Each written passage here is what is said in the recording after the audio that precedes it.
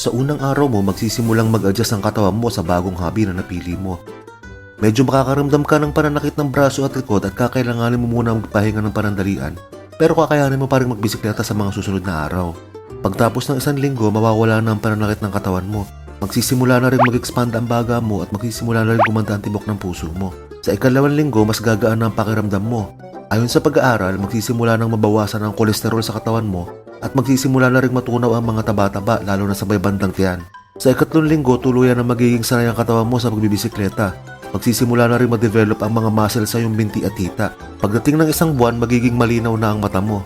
Marami ka nang makikitang kailangan mo i-upgrade sa bisikleta mo at palitan kahit wala namang sira. Magpapalit ka na ng group set, ng pedal, ng handlebar at kung ano-ano mang makita mo na magandang pyesa ng tropa mo. Gusto mo gano'n na rin sa'yo. O mas maganda pa, magiging maselan ka na rin sa mga accessories na ginagamit mo. Gugustuhin mo na yung mapormang helmet, shades, tubigan, speedometer, pati na rin magagarang jersey. Sa ikalawang buwan, mapapansin mo na bumibigat na ang sipa mo at gumagaan naman ang wallet mo. Kahit ganun pa man, hindi ka pa makukontento sa kung anong meron ka.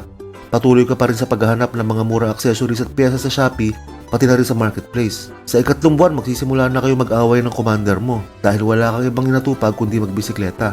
Panay paalam mo na magkakape lang saglit pero pag umuwi ka gabi na.